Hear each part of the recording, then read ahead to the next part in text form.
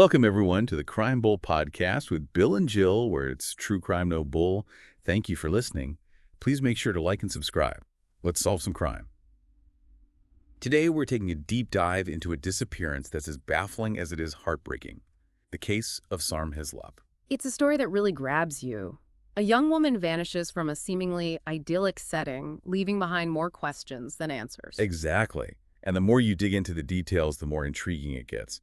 So for our listeners who might not be familiar, Sarm Heslop was a 41-year-old British chef and former flight attendant who had moved to the U.S. Virgin Islands, embracing a life of adventure in the Caribbean. She was living aboard a 47-foot catamaran called Siren Song with her boyfriend Ryan Bain when she disappeared in March of 2021. Okay, let's set the scene. We're talking about the U.S. Virgin Islands, crystal clear waters, swaying palm trees. It sounds like paradise. Yeah. But as we know, even paradise can have its dark secrets. Absolutely, and this case highlights that in a chilling way.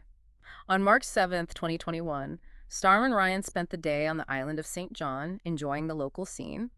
They were out at restaurants, socializing with people. There are even witnesses placing them at a popular spot, so we know they were out and about. So it seems like a pretty normal day, right? Nothing out of the ordinary. Right. But then around 10 p.m., they returned to Bain's catamaran Siren Song, which was anchored in Frank Bay. And that's the last anyone sees Sarm. Okay, so she vanishes sometime after 10 p.m. from the catamaran.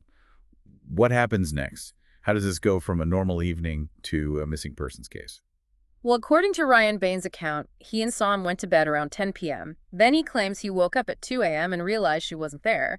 He says he searched the boat and the surrounding waters, but couldn't find any trace of her. All right, so a frantic search of the boat, no Sarm. You'd think at that point he would immediately call for help, right? You would think so, but there's a crucial detail here that immediately raised red flags.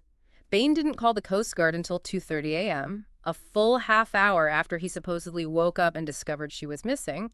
And even more puzzling, he didn't contact the Virgin Islands Police Department until much later mid-morning. Hold on, that's a UGE delay. I mean, if your girlfriend goes missing from a boat in the middle of the night, wouldn't your first instinct be to call for help immediately? Why wait? That's the million-dollar question, isn't it? And that delay has been a focal point of the investigation ever since. It casts a long shadow of suspicion over the whole case, especially when you factor in some details about Ryan Bain himself. Oh, this is where things get really interesting. Yeah. Let's talk about Ryan Bain. He's the boat owner Sarm's boyfriend and the last known person to see her alive. It puts him squarely at the center of this mystery. What else do we know about him? Well, one of the first things investigators uncovered is that Bain has a prior assault conviction. It's a detail that adds a whole other layer of complexity to an already perplexing situation. Wait, a prior conviction for assault? Now those delays in reporting Sarm's disappearance seem even more suspicious. Exactly. And to make matters worse, Bain has been anything but cooperative with the investigation. He refused to allow police to search his catamaran Siren Song. He essentially clammed up, hired a lawyer, and has remained largely silent ever since. Wow, that's pretty incriminating, isn't it? You'd think he'd want to do everything in his power to help find Sarm, especially if he claims to have nothing to hide. What could be on that boat that he's so desperate to keep hidden from investigators? His lack of cooperation has certainly fueled public suspicion. However, it's important to remember that he's innocent until proven guilty and has the right to legal counsel. Right, of course. But his actions, or lack thereof, definitely make you wonder. Now, despite these roadblocks, the Virgin Islands Police Department, along with the U.S. Coast Guard, launched a search effort to try and locate Sarm. Divers, helicopters, boats, they pulled out all the stops. Sounds like they were throwing everything they had at this search. What did they find? Unfortunately, very little. The search efforts were hampered by strong currents and limited resources, and after a week of intense searching without any significant findings, the official search started to wind down. That must have been devastating for Sarm's family, clinging to hope only to see the search fade away like that. Absolutely. But Sarm's family has been incredibly tenacious throughout this whole ordeal. They launched a Find Sarm campaign leveraging social media and media coverage to keep her case in the public eye. They've been relentless in their pursuit of answers, urging for a more thorough investigation, and even working with British authorities to try and get international support involved. It's amazing to see their dedication refusing to let her case be forgotten. But even with all the attention and their persistence, the central question remains. What happened to Sarm Heslop that night on Siren Song? That's the mystery that continues to haunt this case. And with limited evidence, it's understandable that a lot of theories have emerged. Let's talk about those theories. What are the most plausible scenarios that investigators and the public have considered? Well, the two main theories that have been circulating are an accidental overboard fall or foul play. Both possibilities seem equally plausible in a situation like this, but the lack of evidence makes it almost impossible to say for sure. Right. And the delayed boat search, along with Bain's refusal to cooperate, only adds to the speculation. Could there have been something on that boat that could have shed light on what happened to Sarm? We may never know. It's frustrating to say the least. You mentioned there are jurisdictional challenges involved in this case as well.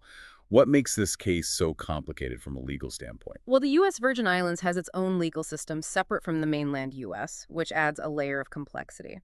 And to make things even more challenging, Sarm's disappearance occurred in international waters. So we've got a web of different legal jurisdictions and limited evidence. No wonder this case has been so difficult to crack. Exactly. These factors have created significant roadblocks for the Virgin Islands Police Department, which already faces resource constraints.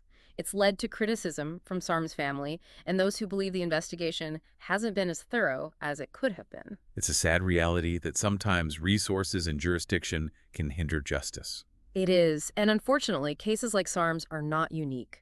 Her disappearance has been compared to other missing person cases at sea, like the Rebecca Corium case, who vanished from a cruise ship back in 2011. It's eerie how these cases occurring on vast, unforgiving waters are often shrouded in so much mystery. It really underscores how vulnerable we can be, even in seemingly idyllic settings. Absolutely. And these cases highlight the unique challenges of investigating disappearances at sea.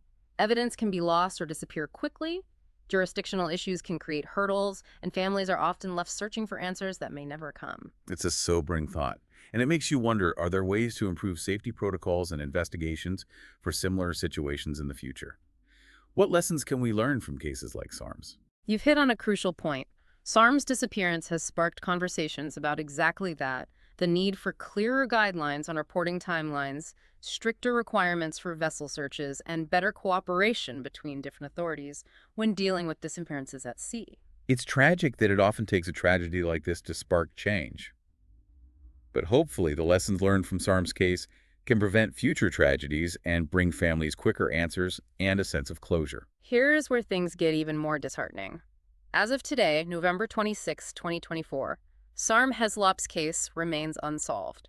There have been no new leads, no significant breaks in the case. It's hard to imagine what Sarm's family is going through after all this time, not knowing what happened to their loved one. Yeah. That not knowing must be the hardest part. The lack of closure can be an incredibly heavy burden to carry. We've covered a lot of ground here, laying out the timeline, the key players, the theories, and the challenges of this case. What are some key takeaways you think our listeners should keep in mind as we move forward with our deep dive into Sarm Heslop's disappearance? I think it's crucial to understand that this is a case where the truth remains elusive. We're dealing with a complex web of circumstances. A delayed initial report, a boyfriend with a prior assault conviction who has refused to corroborate, a lack of physical evidence, jurisdictional challenges, and the unique difficulties of investigating a disappearance at sea. You're right, it's a puzzle with many missing pieces. And as we delve deeper into the various aspects of this case, it's important for our listeners to consider all the information presented, weigh the different theories, and ultimately form their own conclusions about what might have happened to Sarm Heslop. Absolutely. Critical thinking and an open mind are essential in a case like this.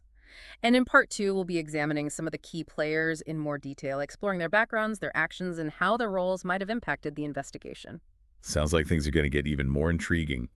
Stay tuned, listeners, as we continue our deep dive into the baffling disappearance of Sarm Heslop.